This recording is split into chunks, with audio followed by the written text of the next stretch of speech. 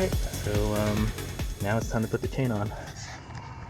So just go ahead and figure out what side of the chain you want to put on. So that's the old chain, and that's the new chain right there. I don't think it really matters. Just put it on there. There's this Japan 520 VX2. This is a ERV2. So this one's a little bit different chain.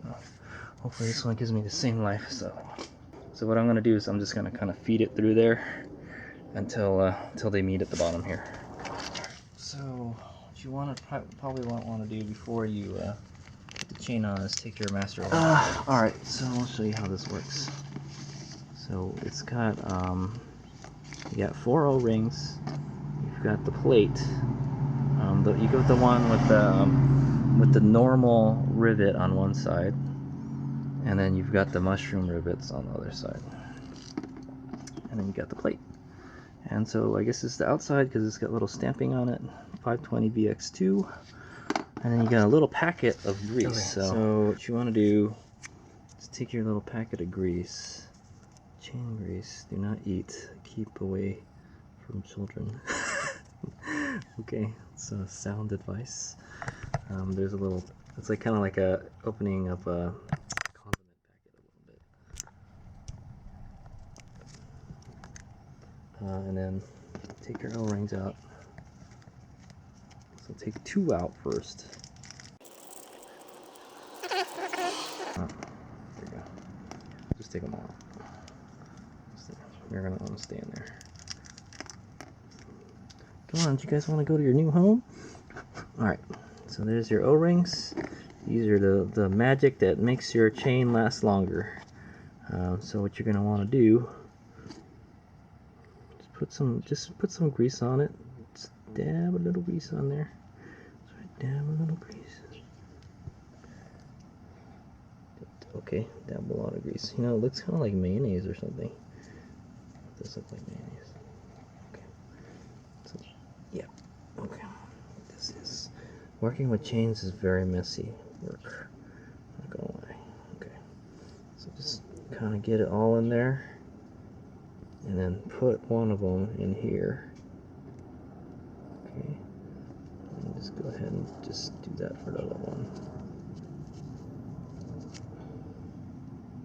And I will go put the camera down so I can put it on a little better. So you probably want to put a little more than that, but that's just sort of like a demonstration. I'll go actually put some.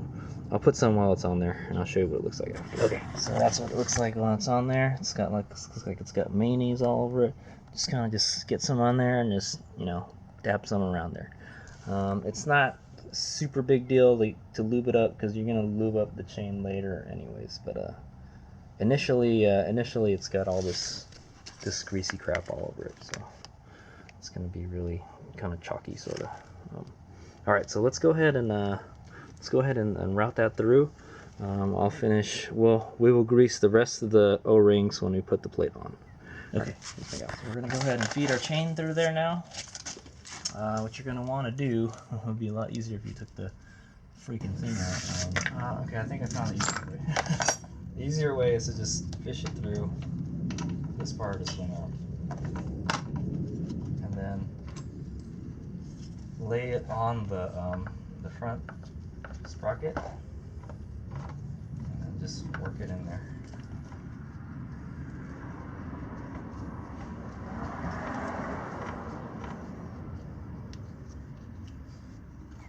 Okay, and this is where we want our chain to end up, so we're going to go ahead and just start looping it through.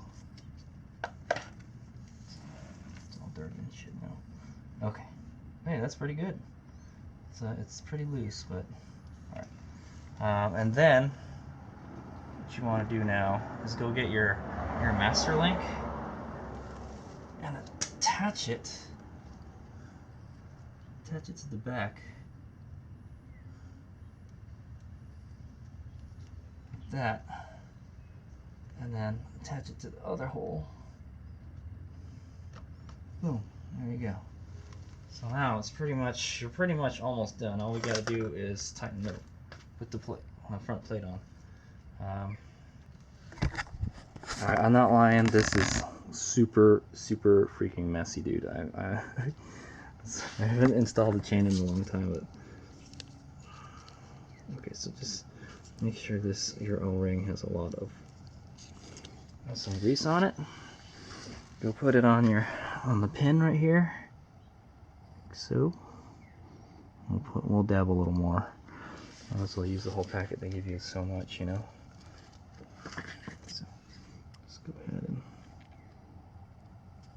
put a little more mayonnaise on it. Okay, let's kind of spread it around with your finger. Okay, it's on there. Let's go ahead and use the rest of that grease up. And we should be good. All right, there you go. And then put your last plate on. Should just slide right in. It's not.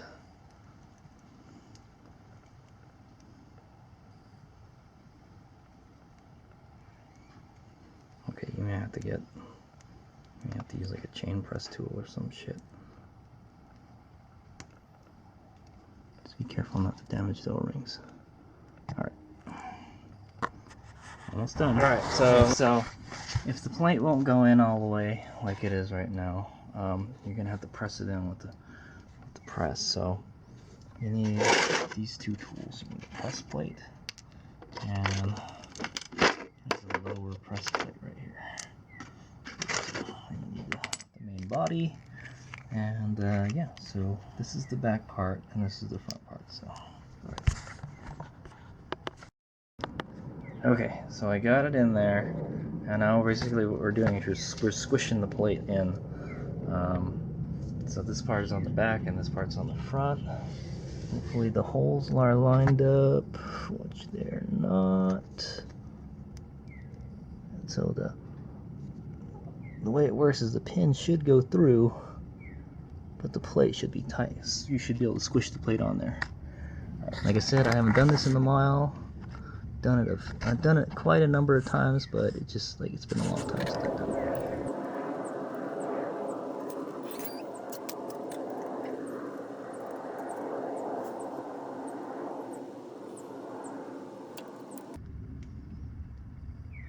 Okay, so you want to keep on tightening it. I forgot I didn't have this lever arm on it, so it was really hard to put some torque on it. But so what you want to do is you want to make sure that you squish the plate until you don't want to squish it too much because you might mess up the O-ring. But you want to squish the plate until until the pegs, the pins are through. So you can mushroom that sucker. Right. And the reason Hayes Omega likes the rivet kind because it's hard to take off. You won't accidentally lose it, you know. Just make sure the holes are lined up when you do it so you don't mess up the pins.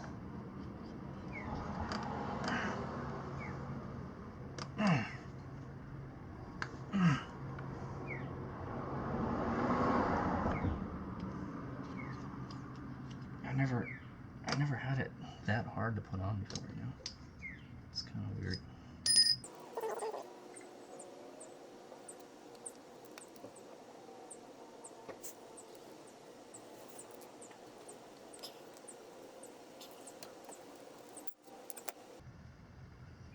So yeah, so that looks good. So that's kind of like how you want it to look when you're done. And then you just want to, now it's time to actually mushroom the rivet. So I think that's okay. You don't want it so tight that the doggone it won't move anymore, and it still kind of moves, so it's okay. So, and you want to make sure that there's something coming out of here, and there is. So I think we're good. Maybe I'll tighten it a little more. Okay, so I think I got all the goodies.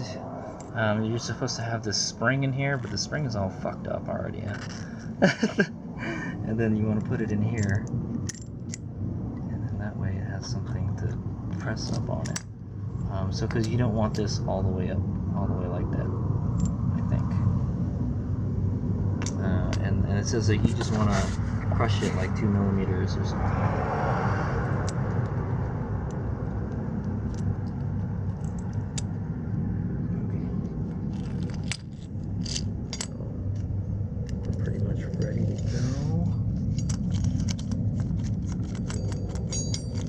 Set this up. Okay, so this is a little tricky to set up here. You don't want to over tighten the when you flare the rivet. You don't want to over tighten it. That's a big no-no. If you over tighten it, you could damage the O-rings or the chain, the master link. Or you could damage the tool. So it says you want the inside here is the pin I showed you, and it has the little springy thingy. Now supposed to keep moving, but it doesn't. So what you're gonna do next is you're gonna make sure that's 2 millimeters recessed in there. So I got my caliper out here, and I'm gonna do that real quick. Okay, so it was pretty easy to do. All I had to do is use the end of the caliper with the little thing sticking out, and I put it in the hole, and I make sure it's 2 millimeters, and it's set at 2 millimeters right now. So that's pretty good. It's flush right there. If I was to tighten this more, it'll push the tool upward like this. See? But I'm gonna go loosen it so it's flush. So that's 2 millimeters. That's where you want it. And then that helps give it strength, is what it does. And then you're gonna want to put it back in your tool. And then, okay, so you want to set your tool up like that, and then you want to put the large anvil in. The large anvil is for like 520 chains, so like 565 or something. So it's for big chains like this. So and then you're gonna want to tighten it, and then you line this up on the back rivet, and then this is the part that's gonna rivet it. So all right, here it goes. And so this should go up when I tighten it. But I'll just give you a little demonstration. Plus you use a 14 millimeter wrench to tighten it if you need more power. The power. Okay, so there it is. It's my handiwork. It looks like it's flared out. This one does. You can feel it. You can feel it. So it's supposed to mushroom is what it's supposed to do. And it does feel like it's mushroom a bit, so yeah, so it's pretty much done. I think it's a little too tight now when I think about it. It's like it kind of stays. It doesn't go back to its original shape, so that I might have tightened it too much, but it's okay. It'll loosen up over time. Important thing is it doesn't come out. Let's see how that one just comes back to shape right away. This one doesn't. That's okay. But I'm pretty sure that's good. It's really hard to tell just by looking at it, but if you stick your fingernail in there and then pull on it, you can feel it. It's been mushroomed out a little bit. So yeah, I think that's good. All right, here's me out. So the last thing to do is to tighten the chain and put the cover back on, but I'm gonna go clean that cover before I put it back on. All right, here's me guys. Okay, so I decided to flare it a little more. Yeah, it's definitely not coming off now. I could definitely feel there's a lip here. It's like kind of crooked now. Like one side is like a little pressed out than the other, so I think that's okay. It's definitely not gonna come out. So all right, so I'm done with all the chain tools and put all that stuff away, and then we'll go tighten the chain next. But I'm not going to go over that. That should be pretty easy for most people. Just I'll show you what it looks like when it's fully tightened and how many tick marks we're at. Okay, it's Mega here. So I just tightened the chain, but I realized I need to put the bike needs to go back on its on the wheels. I gotta take it off the center stand. So we'll get it back on 2 wheels on the side stand, and then we'll tighten it after that. But for now, I'm gonna go ahead and clean this out. It's disgusting.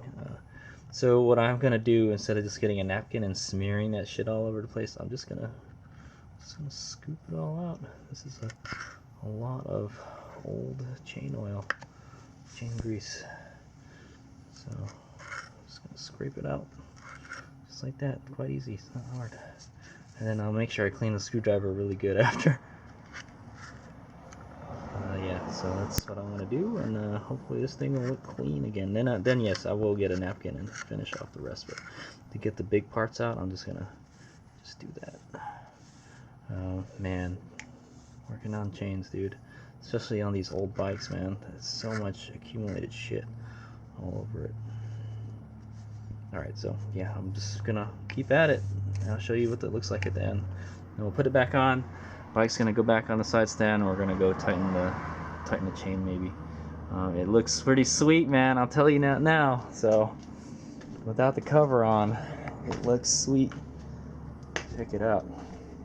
So the reason I got that Super Sprocket is because it's gold in the center, just like my EBC brakes. So I got a gold thing going on, a gold component. So it's I got a black, pink, and green and white KLR with like kind of gold accents on the bottom. So it's got like a gold EBC adapter plate here, and then a gold inner rotor, and it's got a gold chain now again, because I guess the gold kind of wears off after a while. Maybe if I cleaned it up really good. And then it's got the gold Super Sprockets too. So looks sweet, man. Can't wait to take it for a little spin. All right, so yeah, but that's what it looks like. Awesome. All right, here's that. Okay, so it's later in the evening now, but I've cleaned the sprocket cover. It's pretty damn much cleaner than it was before. I got pictures of it, the cleaning process. So like I mentioned, I scraped it with a screwdriver. There's still some like kind of in the recesses and stuff, but yeah, it's okay. I got the majority of it off, and then I just got a napkin and I just kept on wiping it until it got clean. So who'd have thought this was all black and gunky before? And I didn't even say made in Japan. I didn't see that until I wiped it. I was like, oh, it says made in Japan here. That's funny. So yeah, I've cleaned the sprocket cover. It should be good for another 20,000 miles. Should be good. Maybe I'm over oiling it. I don't know, man. But yeah, it's pretty simple to put back on. Just put the 3 bolts back in, no problem. All right, here's we go. And there it is. There's a chain on there. Looks beautiful. And we just gotta get it off the stand, and then we'll do the final alignment and chain slack adjustment. All right. Okay, sprocket cover's back on there. It looks good. Looks pretty much like it did before, but at least we know the inside is clean now. And I just have to clean up now, and then we'll finish tightening chain. So I just wanted to say, I got this chain tool thing for like, I think $30 or $40 at Cycle Gear when it was on sale, so that's why I bought it. I already had one, but this one is pretty nice. It comes in a nice case. It's good if you're going to be doing work at home like this. And I'll probably use it maybe a handful of times, so it's pretty much paid itself off already. So so I was looking at the box for the DID chain, and it's funny. It's a gold and black chain. And something that caught my eye was this here. Yeah, there's a lot of interesting stuff here. New connecting link. The old chain and the new chain. Okay, I don't know what that means. It says every 500 kilometers you use 80W90 oil on it. I guess they sell some kind of special DID oil in a can that's 80W90 stuff, I guess. It kind of tells you how to install the link, the master link. It tells you where to lube the chain. That is an awful diagram. I really don't know what. Oh, okay. This is if you were looking at the if you were to slice the chain open like that. Like this is the roller right here. Or that's the pin. That's the pin, and then that's the roller. It says you want to lube. Basically, you want to lube like here. You want to lube it right between the plates, I guess. Here and here, sort of. And then how to put the master link in, and then the chain slack 20 to 25. Well, it's different for every bike. I don't know why they would say that, but he's doing a lot of instructions on here too. But here it says rivet ZJ number 1, and then clip FJ2, and then so basically what it's saying here, a word on connecting link. DID's rivet type connecting link ZJ has comparable strength to the other links that compose the factory assembled chain body. For your safe ride, DID strongly recommends you to use the rivet type connecting link, even when the clip type connecting link is available for this chain. So that's exactly why I bought the rivet type. So it even says so here to use the rivet type master link, because it's better. I've never seen one fail before, is what I'm gonna say.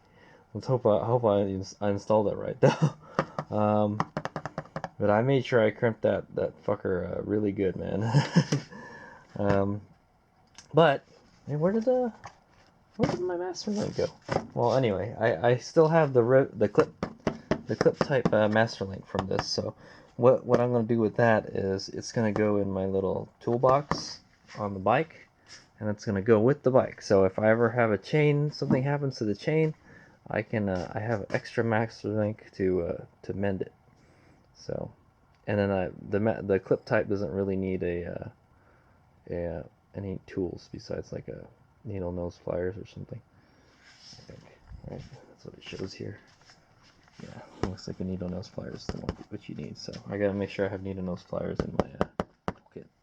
So that's just an interesting thing I noticed while looking at the box. Well, because I'm gonna go check it right now. All right. So, but that's like supposedly the best chain you can buy. So, all right. All right, all done. So there it is. So that's Hades Omega's chain replacement vlog for the KLR650. It's the first time I actually changed the chain on this bike. Like I said, when I first got it, the previous owner had like just installed the chain. So there it is, looking good. And I adjusted the chain to about 50 millimeters. The KLR's chain is really loose, man. 50 millimeters. That's a lot of play, dude. But hopefully it. And I heard the chain, and I made it the tightest I could because I heard that the chain it'll stretch initially. It stretches first, and then like it kind of settles in, and then it don't stretch anymore for a long time.